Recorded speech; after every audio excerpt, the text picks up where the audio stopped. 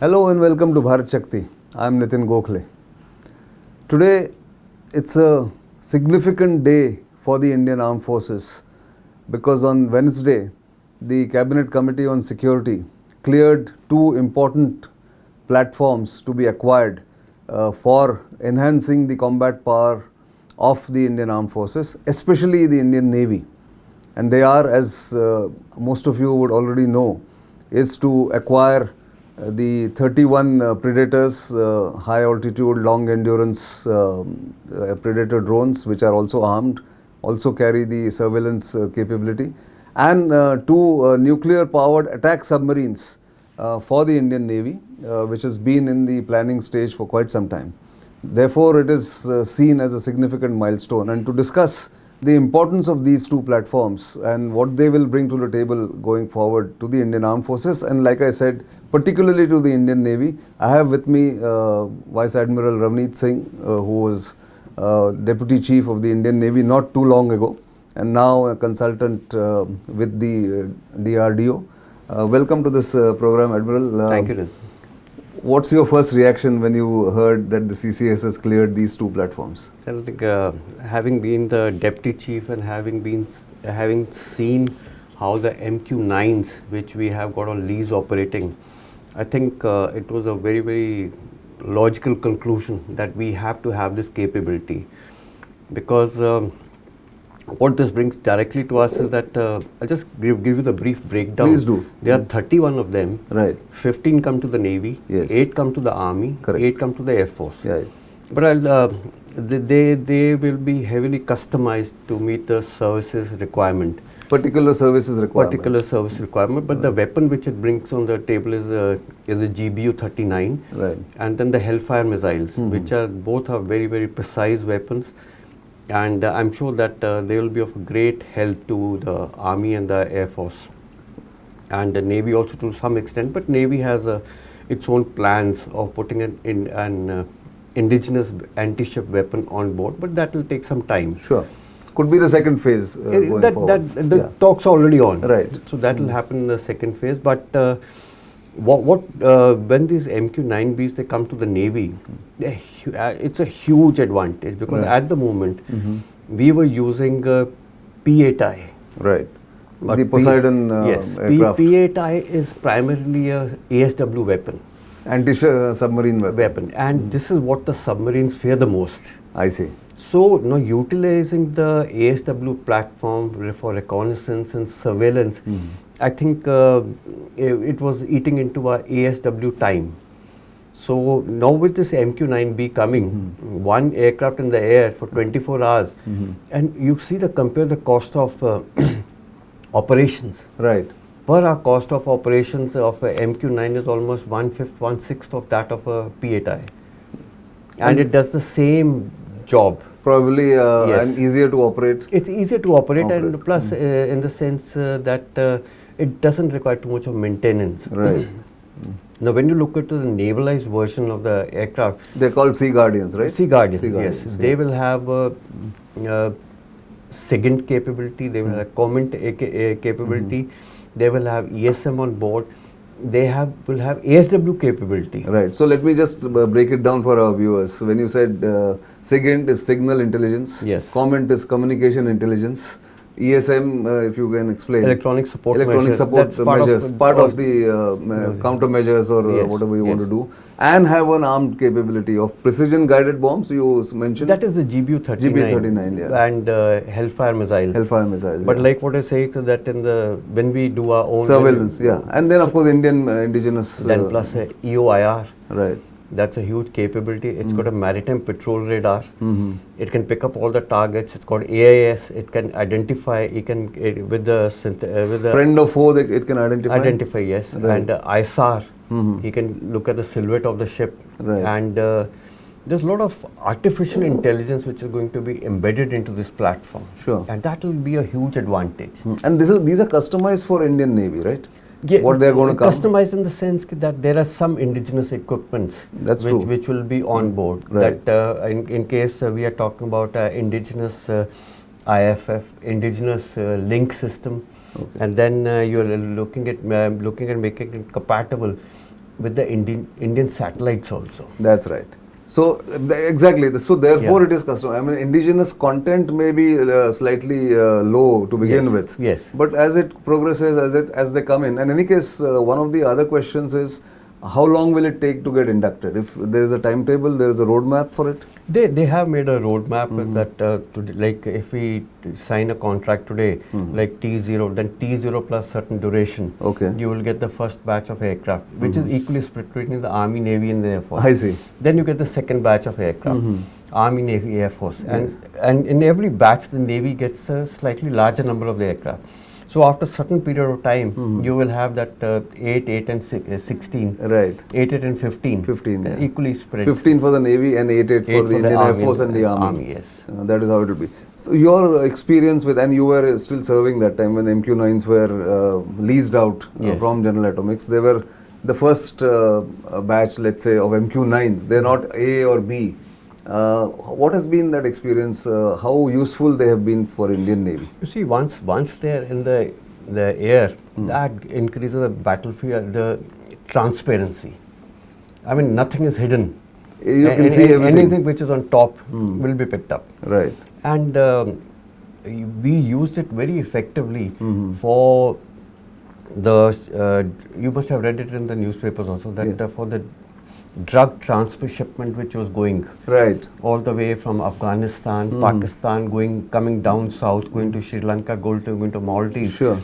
So that is also where they played a very, very important role. Okay. And because they are very silent. Right. They are in the air, with the EOIR capability, they can pick up the boat, identify the silhouette, and then they can transmit real-time data, which they are transmitting to the shore stations, and then it is being relayed to the ships. And they can go right up to 40,000 altitude, 40,000 feet, 30 to 36,000 feet. 36,000 feet. Yeah. This is MQ-9 you're talking about. MQ-9B may go higher? No, but generally about 30,000 be operating at the region of 30,000 feet. I see. Okay, but that's also quite high. It's quite high. That's where you get the maximum endurance from these aircraft.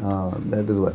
And like the Indian Navy has to look at such a vast maritime area. I mean, you have Southern Indian Ocean, you have the Indian Ocean, I mean, extended neighborhood, Bay of Bengal, going up right to Malacca Straits. So they can cover, if once these numbers are in the Indian Navy, they can cover a vast area? They can, huge area. All our area of interest and area of operation, they will be 15 is a very good number to cover. Right. I mean, the whole area would be under surveillance 24/7. Right. And so that will bring in, like you said, battlefield transparency. It will give the maritime domain awareness completely. Absolutely. But when the Air Force and the Army also takes it, is that, I mean, they have been given these numbers because one had heard during the Galwan crisis in Ladakh that MQ-9B is also helped, MQ-9 helped in during that time. I mean, that time MQ-9 was requisitioned. Right.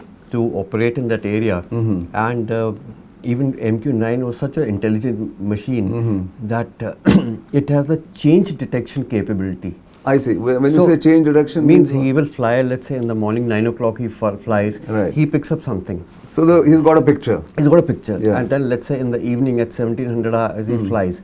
So whatever changes are there on the ground, same if you juxtapose it, they will. So automatically he's got such high degree of AI and data analytics built in. He will tell you that this is what the changes have taken place. Oh, so say something has been taken out, something has been inducted, it can be detected immediately. Yes. So very intelligent kind of a thing. So that would have convinced the Air Force and the Army to also go for it. And you see the quality of the systems, the EOIR. I mean, absolutely clear. You come to know what is there, right? And you can identify.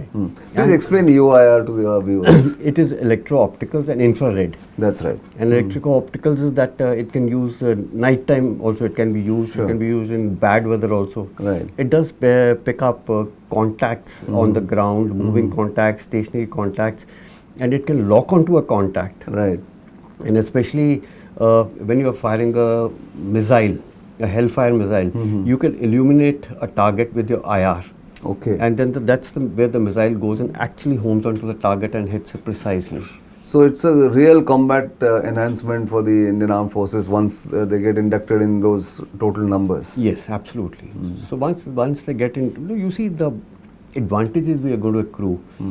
31 of them are going to come. Right. You're going to set up an MRO, and you see this contract is not only about getting the 31 of them.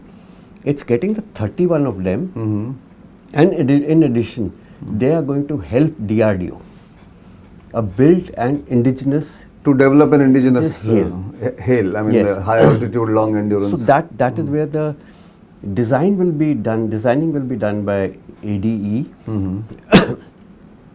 and they will be consultants. The GA will be, General Atomics will be consultants. They will vet your design, come back to you, make these changes again. It will be a iterative process. Right. And then finally, they will make sure that you have a good, capable male available to you. Right. HALE, sorry. And then you are getting the requisite capability in-house. And which DRDO can then transfer to local industry or local partner? Because all your equipment is going to be Indian equipment on that. Right. So I think this is a very good step. First is getting this 31, setting up an MRO. The Indian industry is going to benefit a lot. And then in addition, you are getting the consultancy along from GA. So the expertise is going to come in here. Yes, expertise is going to come in. And then plus your indigenous weaponization. So you will be able to put an indigenous weapon So as and when that's you a nice decide. sequence of events, sequence planned for the next, say, 10 to 15 years. This is again, when you see in the long term, what we look at Atmanirbharta, Right. this adds on to that. So, because it won't be a classical transfer of technology. Sure. But again, through the consultancy route, they will handhold you so that you reach the desired outcome. In any case, it's a government-to-government contract. Is that FMS sales from the US government? The FMS sale is 31. 31, that's what I'm talking about. 31. MRO will be between GA and DRDO. And between GA and a private party. Private partners. Right. And the other one will be again with GA with DRDO. That is the consultancy part. Which you are talking Consultancy and about. the weaponization. And development of and weapons there. weaponization part will be along with DRDO. Sure. So that's of course the whole picture about what the Predators bring to the table and will enhance, like I said, combat effectiveness of the Indian Armed Forces. See, what the naval brings that great advantage is, it will have a sonar dispensing system. The same sonar are used by P8I. Right. The same sonar are used by MH-60R. Which is the Romeo helicopters. Romeo helicopter. Right. So these same sonar even a P8I drops, he can monitor, or whatever he drops, the P8I can monitor. So interoperability will be good. Interoperability there. And then you see these same things are being operated, MH-60R and P8I are being operated by the Quad Navies also. Right. So it's a huge gain. So the Indian Ocean, I mean the Indo-Pacific region will now actually have an interoperability between the Quad members and Quad Navies and I mean all the 4 Quad Navies perhaps. And India per se would benefit a lot once you get these.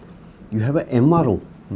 Then this will evince the interest between the other navies also who are in and around the region. So having an MRO in India, so the whole thing can be, GA can customize for those people. So an also. ecosystem will be created. Ecosystem will be created. Great. So let me move from there to the next platform, which has also been sanctioned by the Cabinet Committee on Security, which is nuclear-powered attack submarines. Now, a lot of people get confused with the nuclear-powered and nuclear-armed submarines. So initially, if you can explain what is the difference, and then come to it. So first you must nuclear-powered is, when you say nuclear-powered, it's the propulsion system. That is what makes the submarine move. And it's a huge advantage in a nuclear submarine that he doesn't have to come to the surface to charge his batteries. To charge his batteries, any conventional submarine. So again, long endurance. Long endurance, but here we are looking at 50, 60 days. It again depends on your exploitation philosophy and the quality of enriched uranium you have. And the reactor on board. And with your enrichment, what you have achieved till today, how much can you sustain the operations? Like for US, once you have got the nuclear reactor going, then there's no need to change the fuel. Their enrichment is so high that sustains the full life cycle of the either aircraft carrier or the submarine. But in our case, or I would say for the example, the French, you will have to change. You have to do the reactor complex nuclear fuel change approximately every 5 years. But it again depends on the exploitation pattern. And how long? I mean, it's how long it goes into the sea on the operational sorties. So that when you talk about that, talks about the nuclear propulsion. Right. When you and they are called SSNs. SSNs. And SSBN is also nuclear part. It is bigger, and it is more heavily armed, and it is armed with the nuclear capable missiles also. That's why it's called besides the conventional weapons. Besides the conventional weapons, so that's why it's called as SSBN. And they are in the nuclear triad. They are giving you the second strike capability. They are the most survivable. And their movements, you never know when they go out. You never and know where when they go. When they come, that is totally tightly controlled. Sure. Whereas SSN is like a conventional submarine. It's got the conventional weapons, but the only part, its propulsion is nuclear. And then it gives it top speed? Top speed, it again depends on your exploitation pattern, on your reactor. But it's silent, right? Both are silent. Both are silent, yeah. But you see that a nuclear submarine does a top speed of, let's say, 24, 30 knots. So when people say, you're doing a higher speeds, but the moment you do higher speeds, you become more noisier also. So you have to strike a balance. So it all depends. They will do it. I mean, the operational philosophy will take care of that. That we leave it to the professionals, how they're going to use it and when they are going to go to high speed. So with a nuclear attack submarine is that earlier a conventional submarine would wait. You would say that, I'll give you an example, like when we were operating the MQ-9. MQ-9 used to tell us, okay, this is where the ships are coming from. Okay. So the submarine used to, knowing of the path of the ship, the submarine used to maneuver so as to come into the path. So that he can get his whatever solution he wants. But he doesn't have the flexibility if the ships alter their course to a large extent. So it will be very difficult for him to catch up. But whereas for a nuclear submarine, you have the speed advantage, you can sprint, you can change your position, you can wait. And after launching also, you can exit also, at a faster rate. But again, it all depends how you want to exploit the platform. That's an operational requirement when they will adjust accordingly. Yes, and attack submarine would be smaller, lighter, more agile. More agile, exactly. But here I think the indigenization component is very high, nearly 90%. Yeah, it will be more, since the heart of the ship is the boat, is the reactor itself. So which is already mastered by Indian. And you see, since you're talking about indigenization, a lot of indigenization is happening on 75 India and on the 76 front. Okay. So whatever, basically your optronics, optics, your radar, your periscope, and all your sensors or your sonars, they will be picked up from there and put on this board. So only the propulsion system will be different than and the torpedo is going to be the same. So though per se that indigenization should not be a problem. So that's what I think. Finally, the cabinet has given the clearance for 2 boats at the moment, but the plan has been for 6 SSNs, if I remember correctly. Yes. Right. So it can happen in the second phase. And typically, how long will building the SSNs take place? I mean, take for Indian shipyards, let's say? I wouldn't hazard a guess because it's a very complex thing. But picking it up from the S2, S3, S4, and S5, I would say it should take a shorter time period. Okay. And build to these. again explain what those S1, S2 you're talking about are the SSBNs. They're the deterrence boats, They're nuclear deterrence boats. S1 was that. Arihant. No. Arihant is S2. S2, sorry. S2. Yeah. S1 was the plant which they made as a prototype. Right. So S2. Under S3, the ATV project. Yes. S2, S3, and then S4 and S5. What I know from open sources, they're going to be bigger, better, and having more armament. Naturally. So that's I think the Indian Navy is all set after a long gap. That submarine plan has been there since I think the turn of the century, if I remember correctly, 30-year submarine plan. Yes. So some half a step has been taken forward by sanctioning these 2 SSNs right now. Maybe 4 more will be sanctioned at a later stage, and then I think because there is this project 75 is over. 75 India is next. Right. Then 76 is there. Project 77 is there. It all depends on your planning is done on what our force level is today, and with every passing year, because the boats are getting older. Correct. So at certain stage you will have to decommission the old boats and get in the new boats. That's right. So if you can get that timetable and the overlap right, then you're always on top of the game, if that was done. But we had a gap for quite some time after 1999. And I think now it's beginning to sort of unfold. Because now Kalvari classes come, but over a period of time, SSKs will go out, EKMs are already out, SSKs will go out. But so this is, I think, is a very fine step to get the numbers correct. Great to know that. So I was not wrong when I said it's a significant day for the Indian Armed Forces. Thank you very much for these insights and excellent knowledge for our viewers. As always, you are quick to accede to our request, so thank you very much once again. Thank you, Nitin. It's always an honor to come and share my views on your Bharat channel. Shakti, yes, thank you. So keep watching Bharat Shakti. You will get experts to tell you what all these acquisitions, these plans mean. And do keep watching. You know where to reach us. Our social media platforms are available to you. For feedback, always welcome. For the time being, it's goodbye.